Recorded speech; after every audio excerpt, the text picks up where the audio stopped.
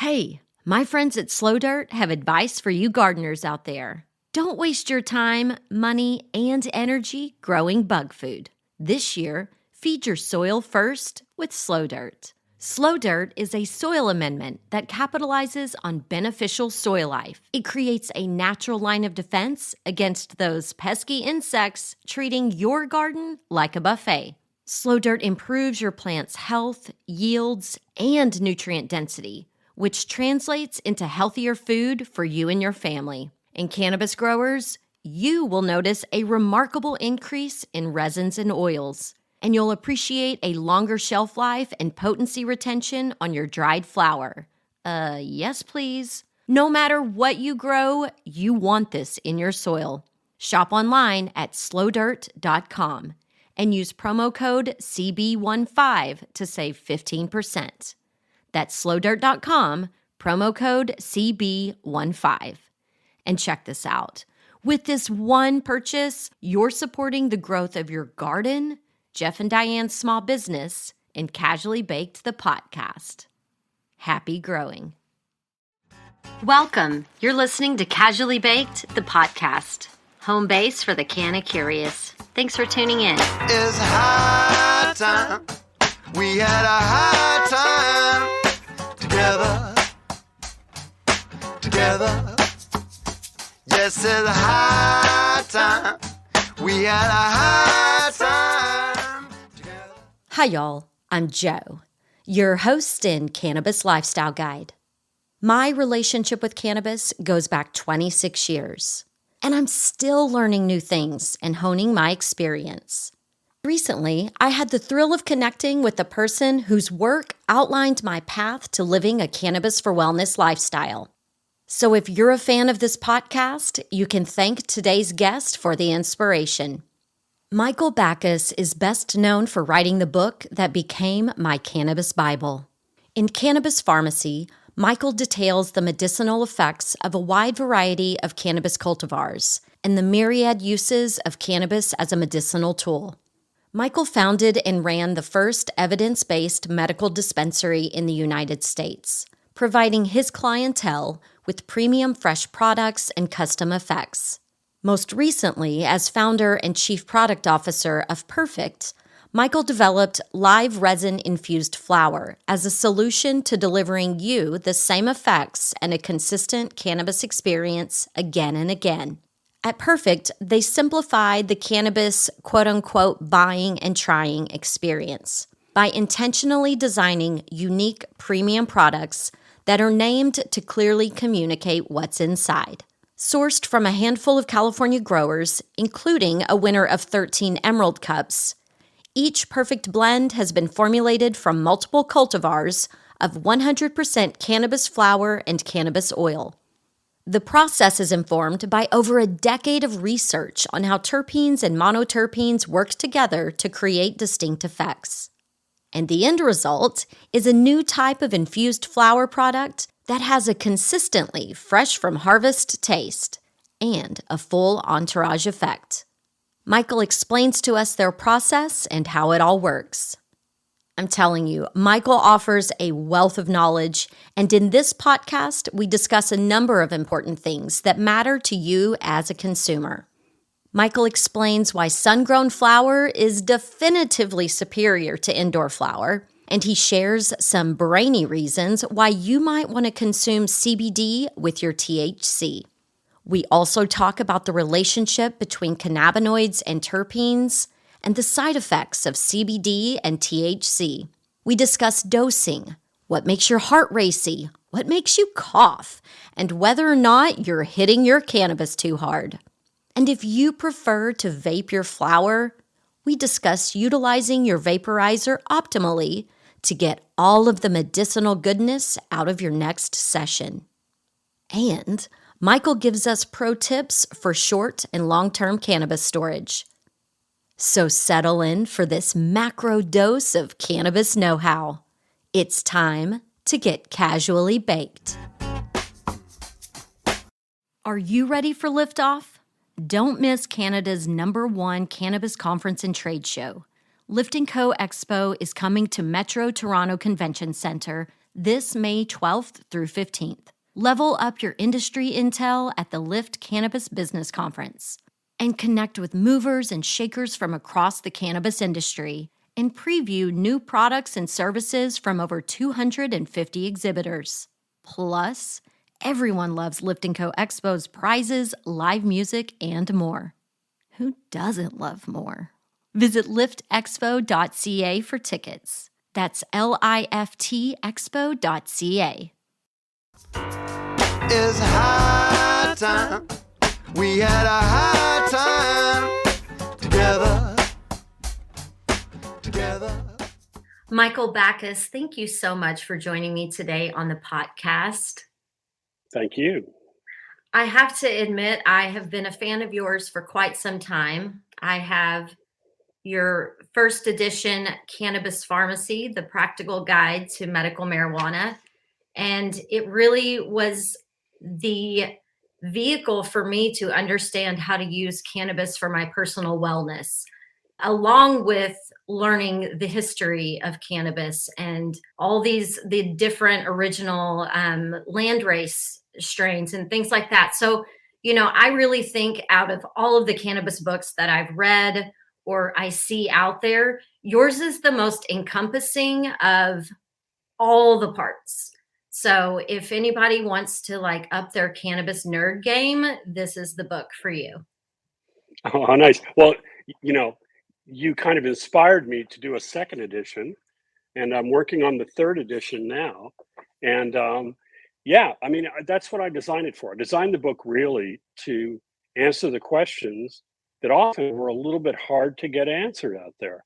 I owned a dispensary, and I get hit with questions all the time. And frankly, I didn't know a lot of the answers until I started to research the book.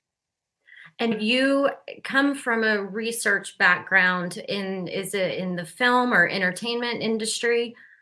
Yeah, a little bit. I worked on books with Michael Crichton, the guy who wrote Jurassic Park, for quite a while. And I also worked in the film business as a writer and a visual effects supervisor on movies. So that attention to detail is everything.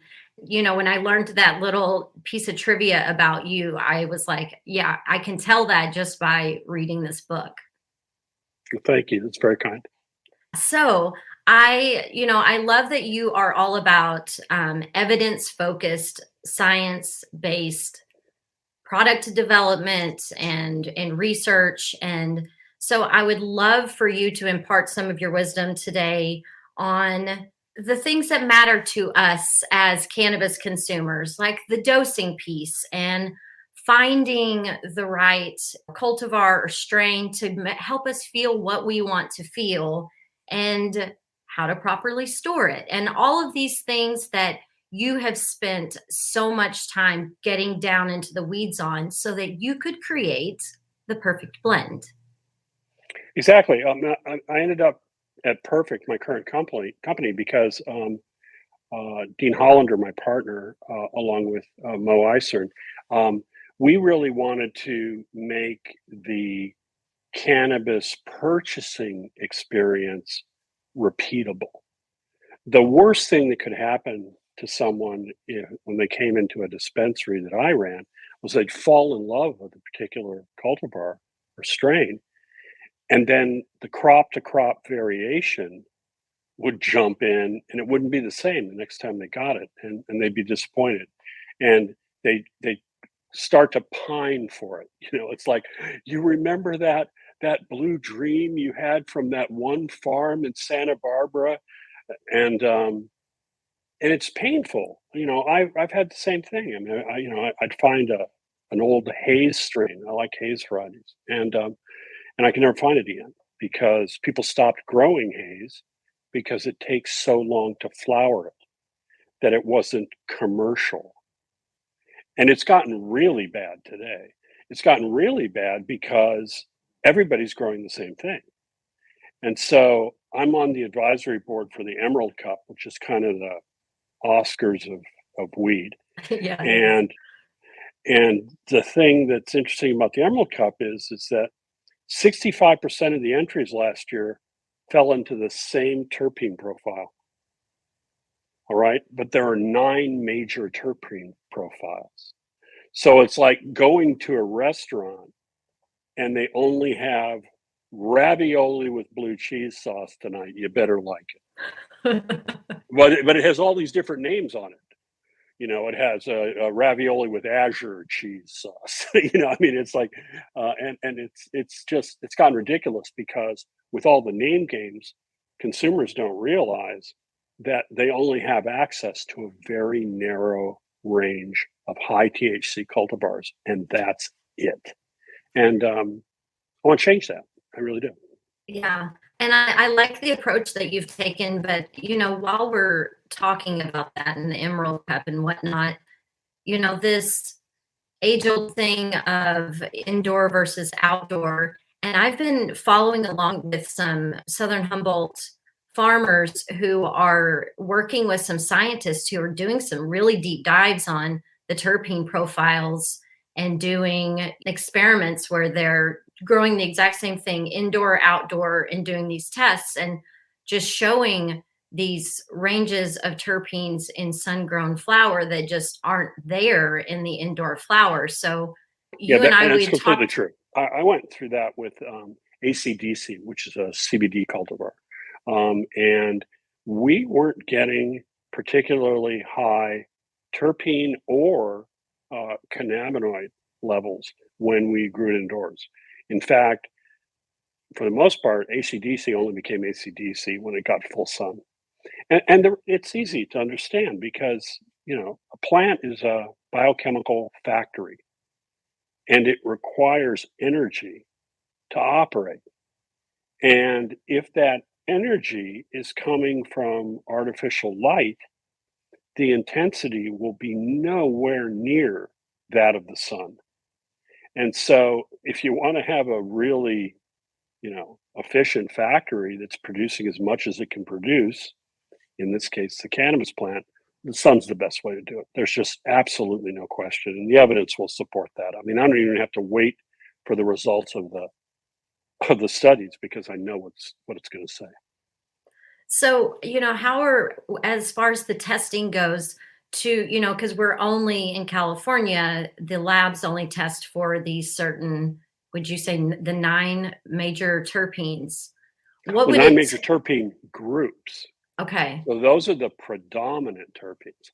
Then there's there's 50 or so that show up in very small amounts. Sometimes not at all, but usually they're like 20 that show up, enough to move the needle on the instruments upon which these samples are being tested. But we don't really know all their pharmacology yet. We're just starting to learn. Like when I blended Perfect Blends, I'm really trying to blend the cultivars focusing on things in the plant, terpenes in the plant, and cannabinoids in the plant that I know move the needle. Mm-hmm. But these other compounds, these other, terpenes and esters, aldehydes, alkanes, all these different compounds, they're found in smaller amounts. And some of them are probably quite potent. And therefore, even though they're in smaller amounts, they're affecting the medicinal or adult use outcome. Yeah, they all have their own nuance that they're adding to the entourage effect. Right. Because I find that if you try to just recreate a profile from, let's say, the top 4 or 5 terpenes, it's not going to feel like the real thing. All right. There's a lot of subtlety that goes on. So that's why I don't just take, terpenes off the shelf and pour them in a bucket and stir it up and add some cannabinoids and try to make a product, because you don't get the same range. Matter of fact, the farther away you get from the plant, the more it becomes kind of one note as opposed to the orchestra. And I'm really interested in these kind of orchestral entourage effects that come when you have a very, very complex mixture of cannabis compounds. When I first started learning about this, I bought your book early 2015, and it was so helpful for me to read about each of these cultivars until I could find the ones that I'm like, oh, this looks like the one that's going to help me the most. And then, I might try one of them and I get really heart racy, or something would happen. So then it's like, okay, did I take too much of that? Or was there a terpene in there that, I wasn't vibing with? And so by being curious and going in with enough information, I was able to kind of figure out which terpenes, kind of like terpinolene. If I have too much of that, that's the one that makes me really racy and kind of feel like So there's an elephant it's on my chest. okay. So what's really interesting is I call terpinolene a window pane terpene. The truth is, to everything I know, it doesn't do very much. What it does do is it lets the THC come right through the window. And what happens is it's the THC that's making your heart race. And you could test that by just trying a little pure THC. And it Mhm. would be indistinguishable from THC and terpinolene together. And you're raising a very, very common issue. Now, what typically would make your heart race even more than pure THC is pure THC with some caryophyllene. I Because find I that have caryophyllene, pure THC in uh-huh, a capsule format that I can, like an but inhalable. And right. so So would for an that be inhalable, yeah, that'd be, yeah, absolutely. As an like a good inhalable, yes. test? If you ate it, of course, it's going to turn into 11 hydroxy Right. THC, which is a different drug. But yeah, and caryophyllene, I think, is the one thing I found that pretty consistently adds a lot to the speedy effect of THC. And so if I'm like our product Pick Me Up is designed for kind of focus and energy, and typically Pick Me Up is pretty jumpy. Now at low doses, it's fine. Matter of fact, at low doses, I find it helps people kind of focus, and that's what we call it, accounting weed around the office. So because people will smoke it and they'll do the taxes, which Yeah, is great. I smoked one of these yesterday while I was editing a show, and I took like one dose, a few puffs, but then I smoked the rest of it and I did get a little jumpy. I was like, and I thought it was the terpinolene because I could Right. really smell that turpentine smell on it. And then so I just thought, well, I guess that's what it is. But now I But it's yes. know. So that dry woody turpentine smell you're getting is from the alpha and beta pinene. So alpha and beta pinene doesn't smell like pine trees, which is what I used to think. Oh, it must smell like pine trees. It smells like pine wood. It's that woody smell, like when you take a pine log and you toss it in the fireplace and you get that dry smell. That's that terpy thing. And with terpinolene together and a little limonene, you're going to start to get like a Christmas tree aroma. All right. I love this. This is fun. And I wore my favorite terpene shirt today I just for this saw it. conversation. I've got I saw it. Pretty the big cool. ones. Exactly. All right. So let's talk a little bit about the dosing, since there's like a scale, and there's microdosing all the way up. There's a benefit to this microdosing thing, but can you just kind of talk us through that piece and then maybe what you did with Perfect? Sure. Well, I mean, the reality is that one of our little mini, um, the dog walker style, is actually a macro dose. I mean, if you smoke that, it will move the needle in a big way. What I consider to be a microdose is about 75 milligrams of cannabis or one of our blends. That's how basically I design our blends to be dosed. And our blends come in a couple different formats. One is just what looks like ground flower, what we call prepared flower, and it's infused with high terpene extracts from cannabis and THCA crystal, just to get the THC level to the same range every time. So you don't get any surprises. It's not weak one time and super strong the next. But so when I'm dosing, I'm kind of always basing it on, okay, about 75 milligrams of flower, what will it do? And that's the equivalent of about 3 or 4 match heads Yeah, I was as fixing to say, far I'm as, getting out the yeah. little So box to show people. so those contain a third of a gram, okay? And so a third of a gram is going to be a little over 300 milligrams. For size. Okay, right. So about 300 milligrams. So in reality, it's about 4 of our smaller doses. And for most people, a dog walker is going to be about 8 doses. Okay. And that's the way you should think about it. I can get about 8 doses out of this. And so when you use one, you'll start to see how much you're going through and how you feel at different ranges. And what's great is because our batches don't vary batch to batch, you can hit that dose level again and get that same terpene effect and same cannabinoid effect every time. That's what we're trying to do. And you actually were just awarded a patent on your process, correct? Yeah, the patent is on just how we put all these things together and how we stabilize them. There's really not very many guarantees in cannabis that you can have a consistent experience every time. People may say that, but it's not necessarily true. So what y'all have done here, the 3 that I know about are Nightcap, Pick Me Up, and Happy Camper. Uh-huh. And we have a 4th on the launch pad, but can't really talk about it today, but we're going to announce it in a few weeks. Okay, so well, this is exciting.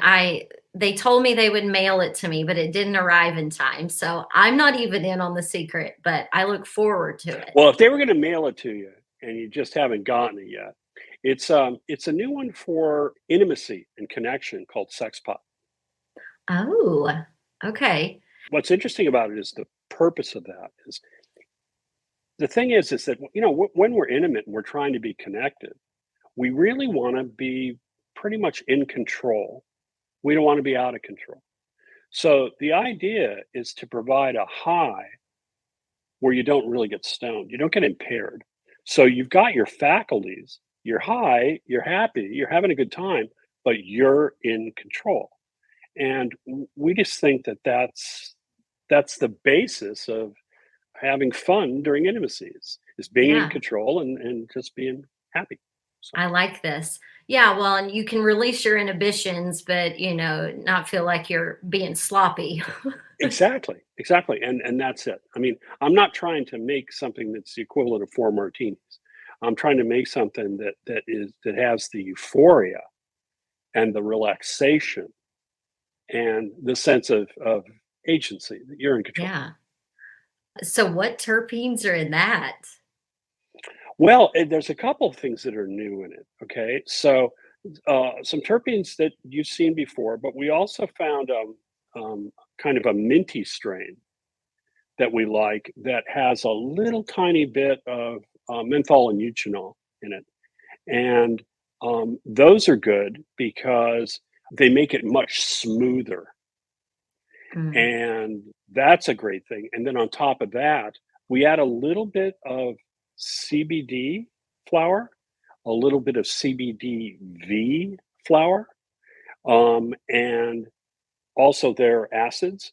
And what you get with that is you get it just smooths out the sensation so that you never feel like you've even approached taking too much.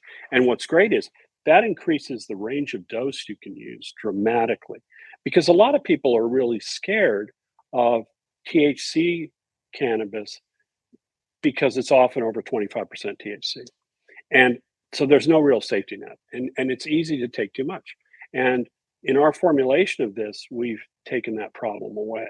And really, we've tested it quite a bit now with people who, used to, have tried cannabis a couple times and said, this is not for me. Yeah, I don't like this drug. It doesn't work for me. I get anxious, I get self-conscious, yada, yada, yada. And with this product, you don't have that problem.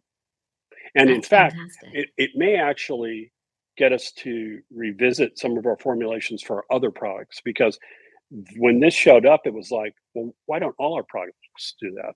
And so I think we may be going that direction in the future.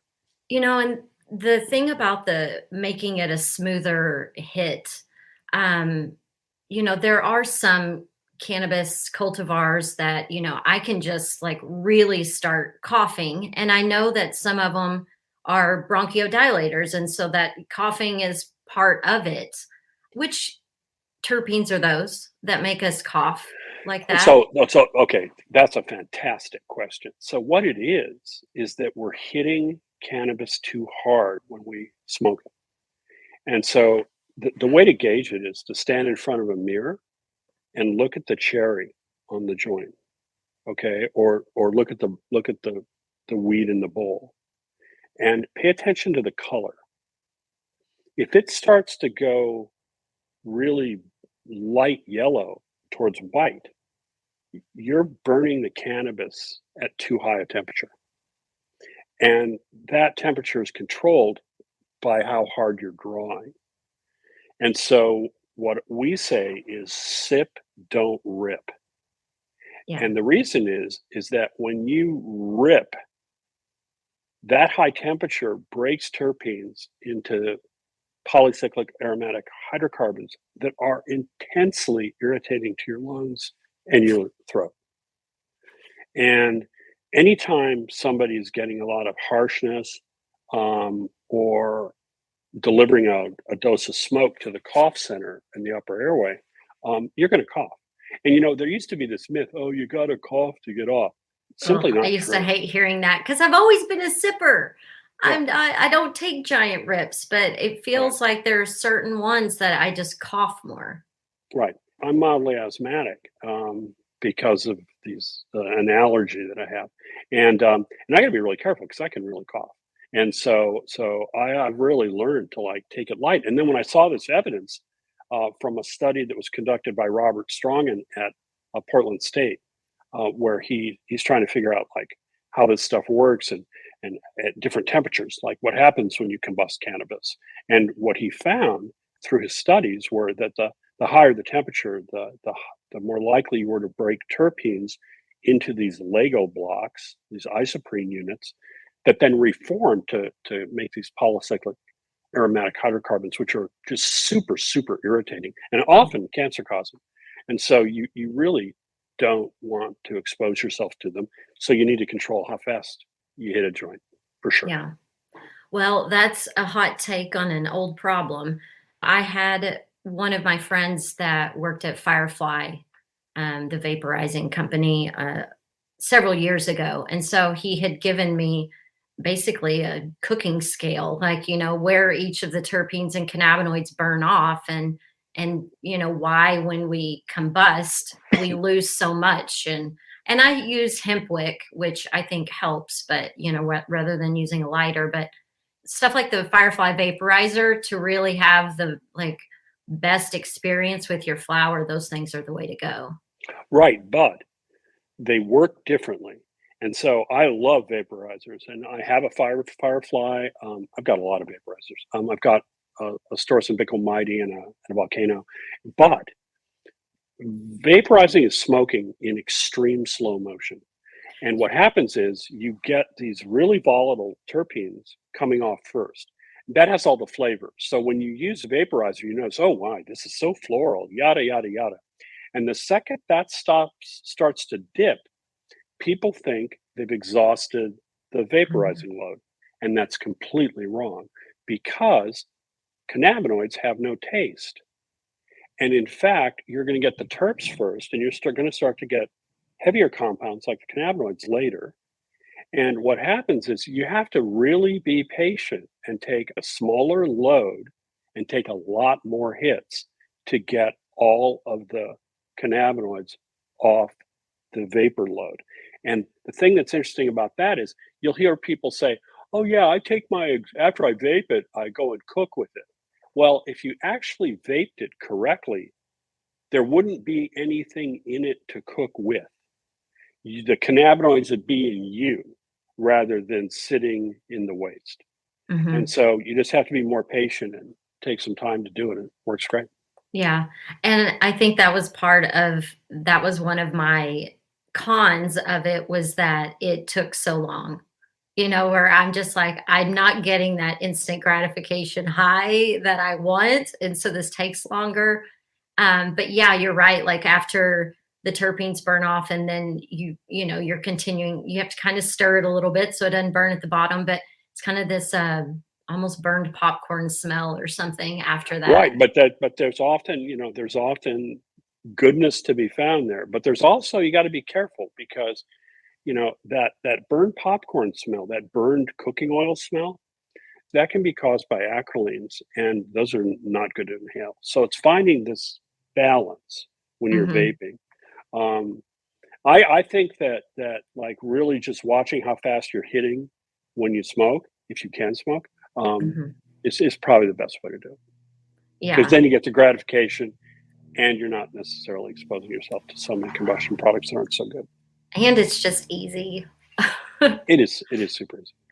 So one of the things I heard you say in a conversation with someone else in regards to like daily cannabis consumers, how it changes their receptor density, therefore changing whether or not, they get less high than someone else or whatever. So can you talk about that a little bit? Sure. I mean, the thing is that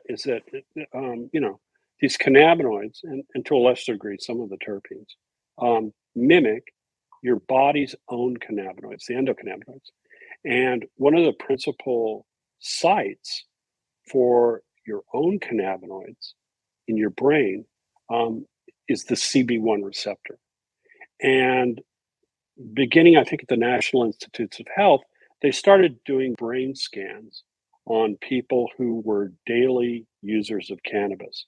And what they did was they took a very slightly radioactive molecule and they attached it to the THC, and they injected it into these people and then brain scanned them, and they could see how dense those receptors were in the brain, how many of them they were, and how densely packed they were in certain structures of the brain.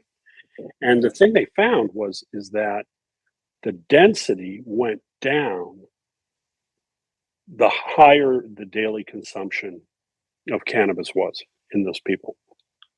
And what's interesting, it's called downregulation. And that downregulation could get pretty acute.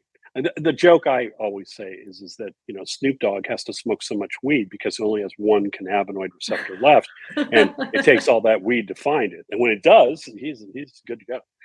But the thing is that the thing to know is that after 3 days of abstinence, those receptors will start to come back in quantity in many brain structures. Okay. In 28 days, and this was proven initially in this NIH study, you get it almost all back. You get like a complete 100% reset of your tolerance. We call it tolerance often, the tolerance to THC. But except in one structure in the brain called the hippocampus, and the hippocampus is linked to memory and learning. And it takes, in the 28-day study, it didn't come back to normal, and there was some concern whether or not that was permanent or not. And an Australian university decided to prove that it was a permanent change, but they found that after 6 months, it came back of abstinence. It came back completely. However, they found something really interesting in the Australian study, which was they were doing hair samples for cannabinoids, and they found that the people who had both CBD and THC in their hair, their hippocampuses were indistinguishable from people who'd never used cannabis at all. Yes. And what they basically thought is that CBD effectively works like a seatbelt for THC. So THC definitely has some downsides to it. In the impact on cognition and learning, mainly learning and memory. But those seem to not be present in people who take CBD at the same time. Now, I have a funny anecdote about that because I used to go out with people who would constantly try to get me really, really high. And I wasn't having a good time at all. And so I decided to try this myself. So what I would do is I'd take 60 milligrams of THC before I went out with them. And I was Superman. I could smoke them under the table because it protected those parts of my brain that would exhibit anxiety and, Wait, you took 60 self-consciousness. milligrams of CBD or THC? CBD, 2 hours. Okay, you had said THC, but okay. Oh, I'm but sorry. That's what I knew that's what you meant. Okay. So 60 milligrams of CBD before you went out, so you would be bulletproof again. So that's awesome. And I will say, it was in your book that I learned that CBD would, counter those effects of THC as far as the psychoactivity. And so I had been sharing that little nugget with Right, it my maintains the friends. psychoactivity, but it doesn't present the downside of the psychoactivity in my experience. And I think now we're starting to see that. There was a new study that's recently published that actually kind of demonstrated that very clearly, that like a 1-to-1 CBD to THC smoke caused no anxiety, where THC alone did it almost every time. Even in people who are relatively experienced, when they reached a certain dose threshold. Yeah, and see, and I always think that if I've taken, like, I have these 50 milligram CBD tablets that I take in the mornings, and then if I were to smoke after that, I feel like I don't get as high either. So you're it modulates the effect. Okay. So what it'll do is you won't get that instant thing that you normally get when the CBD isn't present. But it allows you to hang out for a lot longer. So because what will happen is that you'll metabolize that THC most likely over a longer period of time. All right, now I want to shift gears and talk a little bit about how we're storing our cannabis. Because, we hear, and I say this all the time, store it in a cool, dark place, out of the sunlight, that sort of a thing. But I don't ever go so far as to say put it in the refrigerator. And then you and I had a conversation a few weeks ago, and you just kind of blew my mind open about how I've been storing it and what I should do. So can you talk a little bit about the best way to do it and why? Well, think of it this way. They're flowers. Okay, so if you go to the store to buy flowers, you go to the flower shop to buy flowers, where are they keeping them? They're keeping them in a refrigerated cabinet. There's a reason. It keeps them fresher. And even though these flowers are dried, it keeps them fresher. It keeps the aromatic compounds around. Okay? If you leave a rose out for a long time and just let it dry, okay, you'll notice that over time, the geraniol, the terpene responsible for the principal aroma of roses, will start to fade. Okay? Well, some of these compounds in cannabis, like myrcene at the top of your t-shirt there, they're super delicate. And at regular room temperature, you could lose half of the myrcene in a dried bud in 45 days. I worked on an experiment with Mark Lewis on that. Mark Lewis did the experiment, and I benefited from it because I said, oh, that's really interesting. I can tell other people. So, but the way I look at this is keep it like you'd keep a vegetable.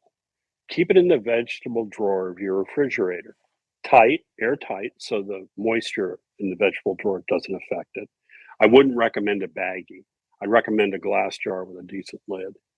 I like those silicone gasketed containers, like jam jars that have the little snap thing on it, the little gasket, and that keeps it super airtight. And I get a dark one because light isn't the best thing either. So dark, airtight, and in the refrigerator drawer, and it really will increase how long your cannabis lasts. Now, you can, if you have oxygen packs, you can vacuum seal flower and stick it in the freezer, and it'll last a lot longer.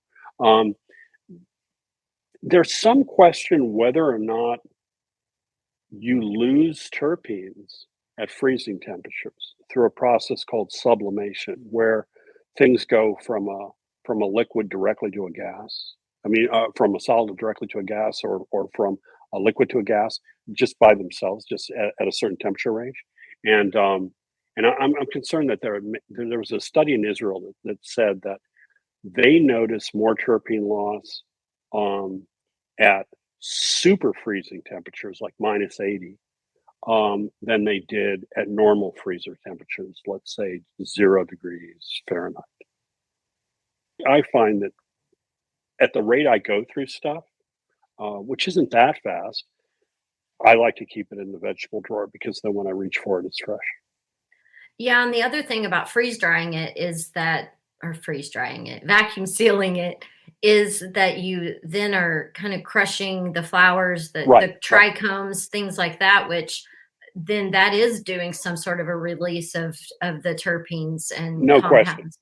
But what you can do that's really cool is you don't have to vacuum seal it, but you can use a vacuum sealer to just seal a bag with a little air in it, like they do with potato chips.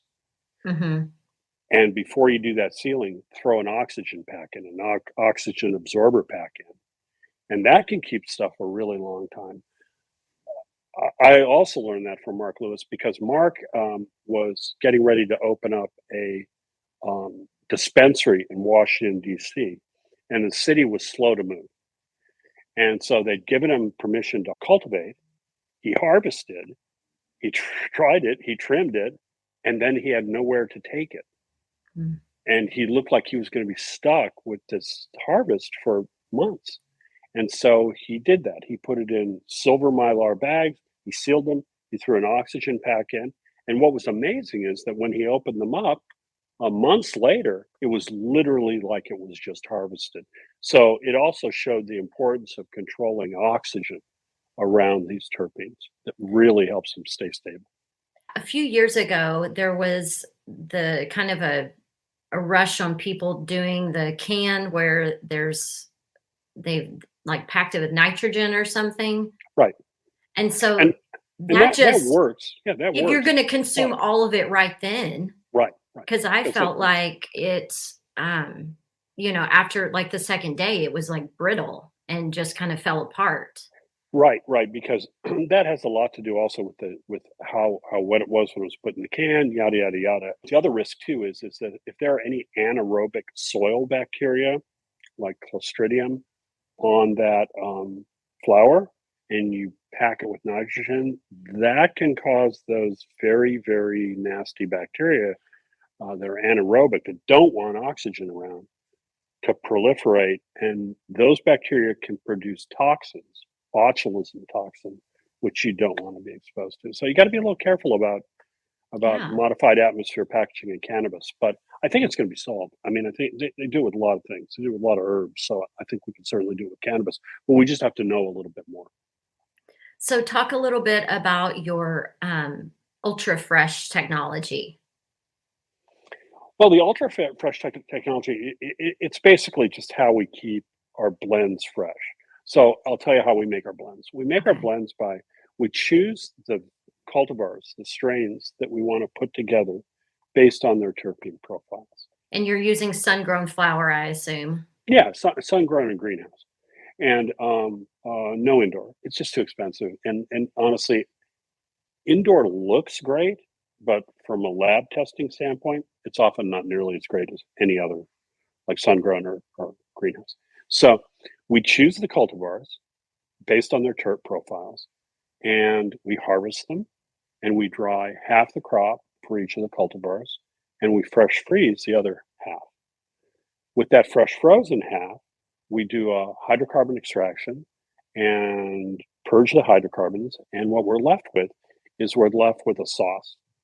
And in that sauce, we add a little bit, like just a little bit of THCA crystal, which encourages the crystallization of the rest of the THCA in that sauce. And when the crystals have formed, then we separate out the crystals and we end up with crystalline THCA and high terpene extract, HTE. Okay, so we've got those extracts. And then we chop the flower that we dried conventionally, the other half of the crop, and blend it together. And then we have a proprietary method for which we just got this patent to infuse those extracts into the dried chopped flower. And the reason we do that is that if you ever have an opportunity to visit a pre-roll factory, they smell really good. And the reason is all the terpenes, the monoterpenes, are in the air because when they chop it, it's no longer in the plant. And so what we're trying to do is when we chop half the crop, we're losing almost all the monoterpenes.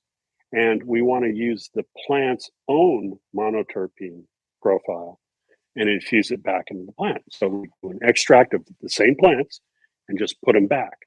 And that's our ultra fresh technology, where we put it back and then we refrigerate it until we ship it off to the dispensary. Or in the case of California right now, we have a direct to consumer website where you can just go and order it and have it delivered directly to you, which is really great.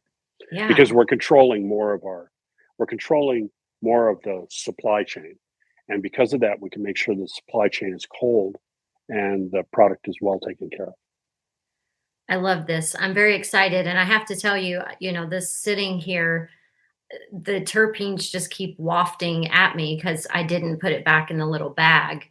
But yeah, it has one of those little oxygen packs that you mentioned in it. And then, yeah, this is like the size of a little book of matches, 3 joints in it. And yeah, like the terpenes are just begging for you to smoke them. Cool.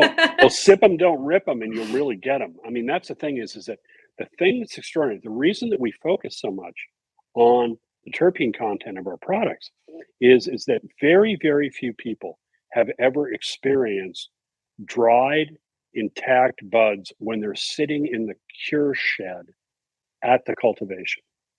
That's when the flower is at peak ripeness as far as the drying process goes.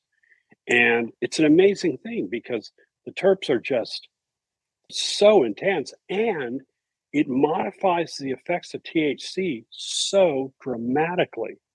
The thing is that you don't realize how complex the effects of cannabis can be unless you've experienced how high the terpene content can be in fresh flower.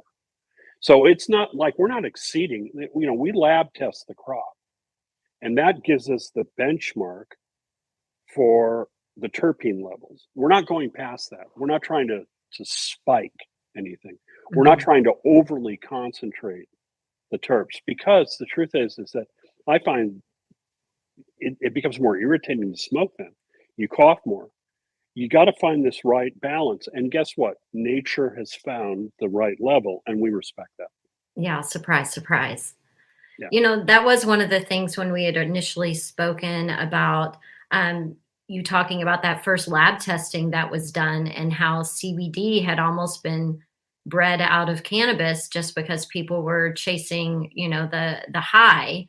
But then when you were able to really look at it, you were able to start, strategically bringing it back. Yeah. Well, and people around the state of California and in Spain started to find high THC plants. The thing is that normally, unless you're really experienced, when you smoke cannabis, you can't really tell there's CBD there. Okay, you don't really taste it. You're feeling the THC, but it's just stretching out the THC effect. You don't really feel the CBD that much. I mean, if you start to smoke high CBD flower exclusively, and there's almost no THC there, you're going to start to notice like what CBD feels like. High CBD flower definitely has psychoactivity to it. And the reason I bring it up is describe that for someone. Your anxiety goes away. Your social anxiety really goes away. So it's a fantastic social lubricant. When we say psychoactivity, people just assume we're talking high, but it's not. It's the absence of the annoying thing. Yeah, anxiety or being uncomfortable. CBD can just knock that out. And so what happened was for decades, when cultivators were choosing seed to grow next year, they'd pull the seed from the plant that had the highest THC content because without a lab around, that's all they had to judge by. And so what happened is that THC content went like this and CBD content went like this. and effectively disappeared from the gene pool. Now it's back big time. I mean, now you have all of these breeders who are starting to pay attention to CBD content, and it's really making a big difference. And you truly can have a customized experience with cannabis now. Oh, no question. And yeah, I mean that's the whole basis of Perfect. The whole basis with Perfect is I wanna pick a few outcomes. Being happy. I mean, the great thing about, you don't really have to ask yourself, what's this gonna do? If you go in and buy wedding crashers, okay, what's that gonna do? Help you crash a wedding? No. But with our products, the name tells you what you're gonna feel. And it's not really, we're not priming you. It's not placebo. We'll talk about placebo in a second, but it's not placebo. In that case, I'm just doing the boldest things that I know cannabis is capable of doing. Okay, which is lift your mood, happy camper, help you focus and give you a little bit of a jump start, pick me up, and relax at night, nightcap.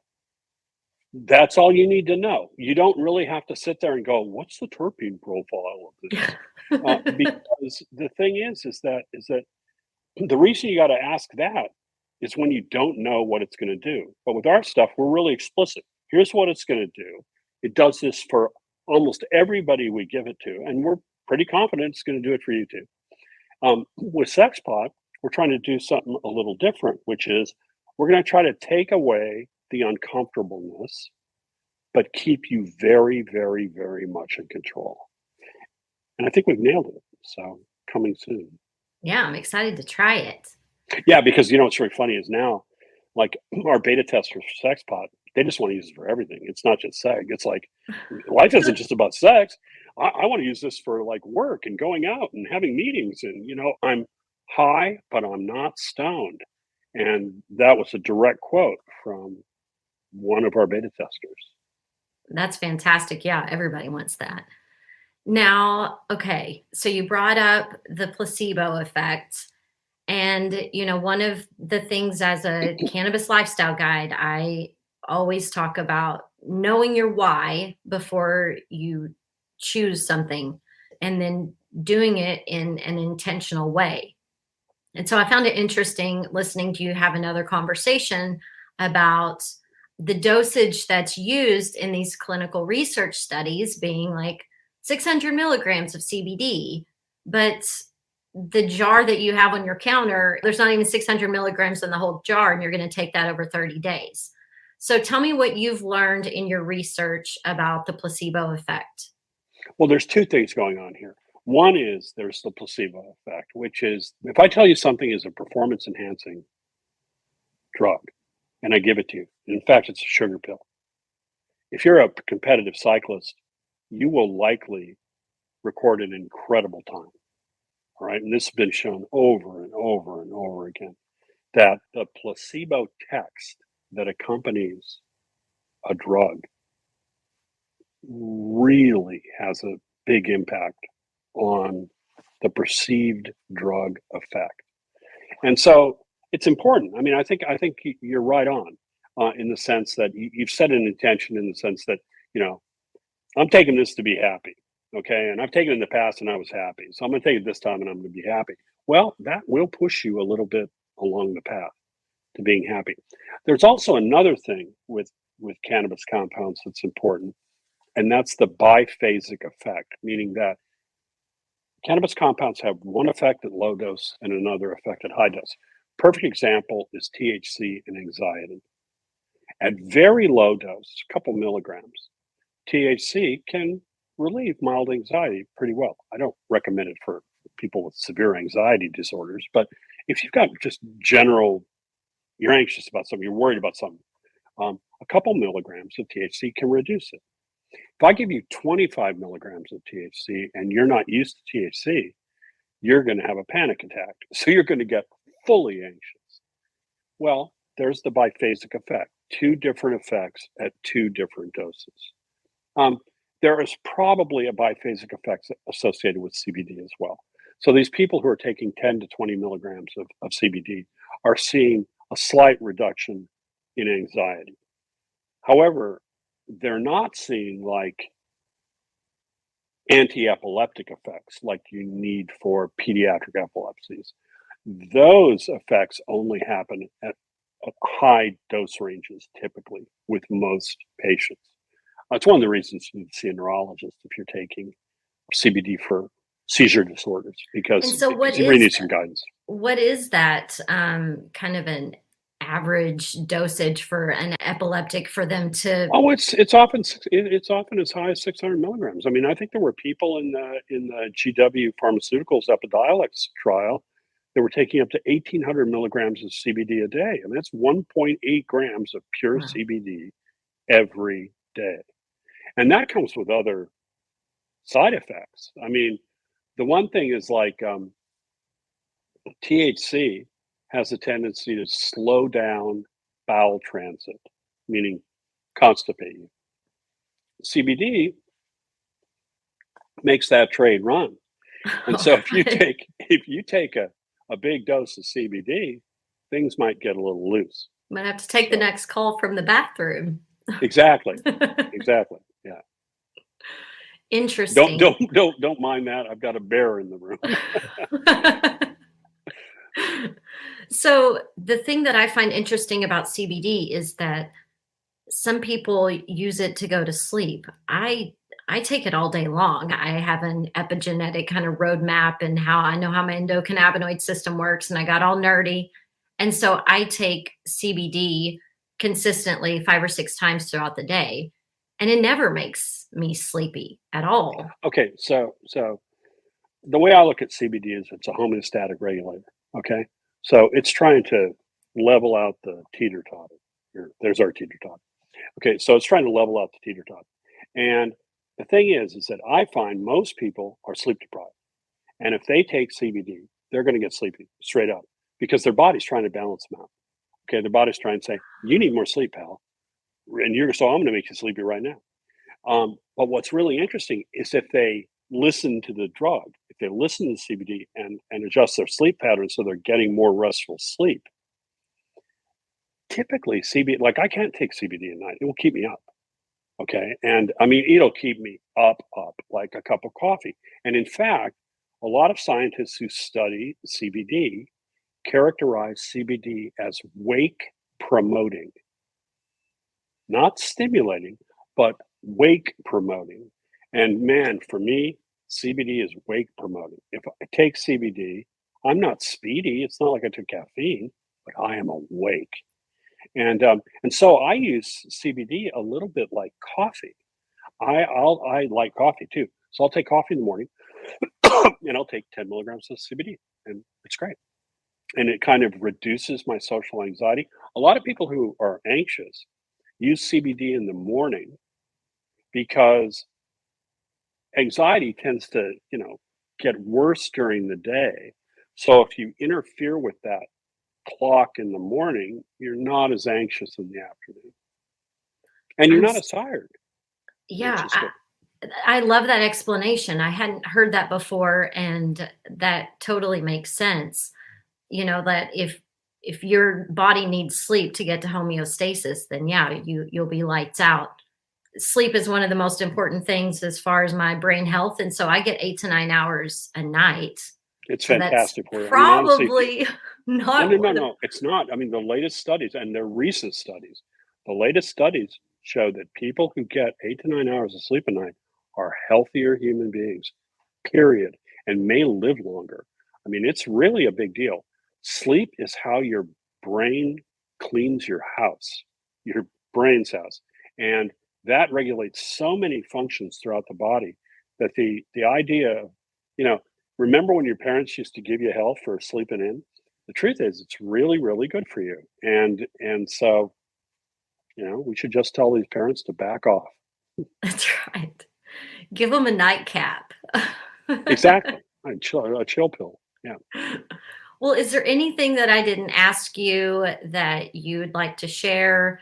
How people can find perfect blends? Yeah, you can find it if you go to our website, perfect-blends.com.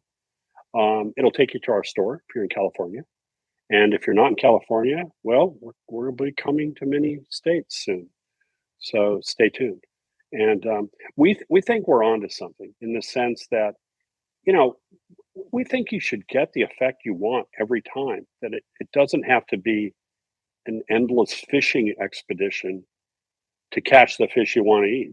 We think that you should be able to get the same product you want every time. And so that's what we're trying to do at Perfect. And so if you go check out our site, find out about us, and you can get in touch with me if you got a question for me, or you can find me on Instagram. I love to interact with people who are in different points along the journey with cannabis.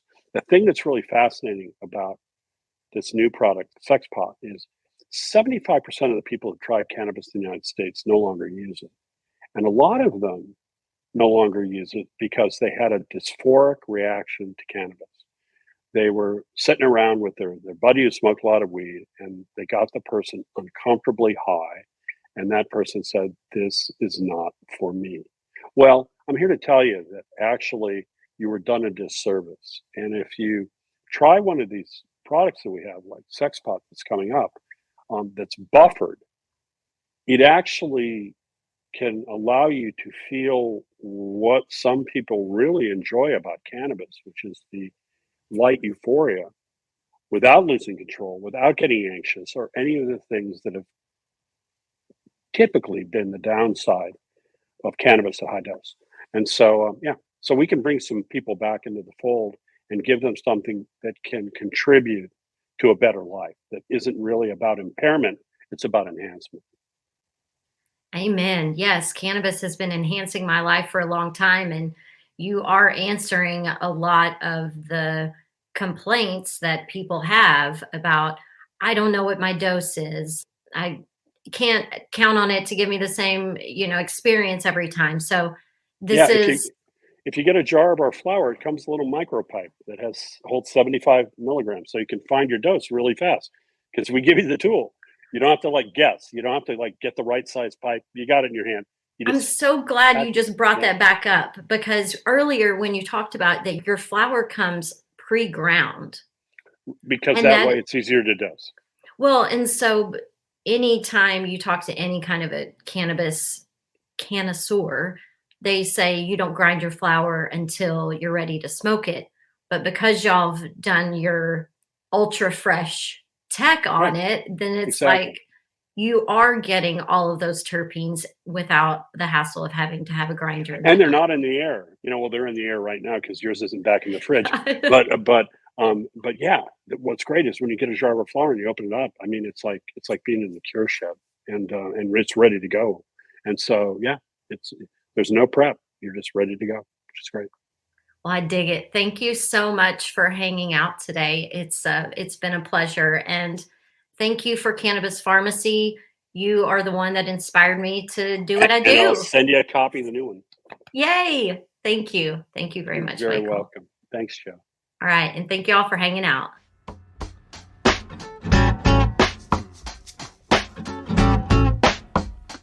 If you learned something today to up-level your relationship with cannabis, I hope you'll share this podcast with your smoke circle. Perhaps you're inspired to rate and review the podcast on iTunes or Apple Podcasts. That one small action helps other canna-curious folks find this highly responsible cannabis content. And head over to the show notes at casuallybaked.com to learn more about Perfect Blends, Michael Backus, and his book, Cannabis Pharmacy. While you're there, check out the latest offers from Casually Baked partner brands like Aspen Green CBD, where you receive a 20% discount using promo code CB20. From beautiful and functional glass by Session Goods to quality seeds to the Canna DNA test, shopping Potcast affiliates is a win-win because you're saving money on the things you want while supporting the production of this show. As always, email your requests or canna-curious questions through the website or DM me on social. I'm at Casually Baked on Facebook, Instagram, Twitter, YouTube, and the WeedTube. Listen, one thing I know for sure is that showing up for your community is the smoke circle of life. So however you decide to support our highly responsible cannabis movement, thanks for doing your part in your own perfect way. So puff, puff, pass it on. Yes, it's a high time. We had a high time together. Casually Baked the Potcast was created, recorded, and produced by yours truly. Editing and sound design are in the capable hands of Jamie Humiston at PodConnects. The podcast theme music is by my highly talented friend Seth Walker. If you aren't familiar with Seth's music, you can find High Time on his album Gotta Get Back, wherever you're buying your music these days. I know he didn't create High Time for me, but it sure as shit sounds like he did, right? I hope you'll tune in next time. Thanks for hanging out.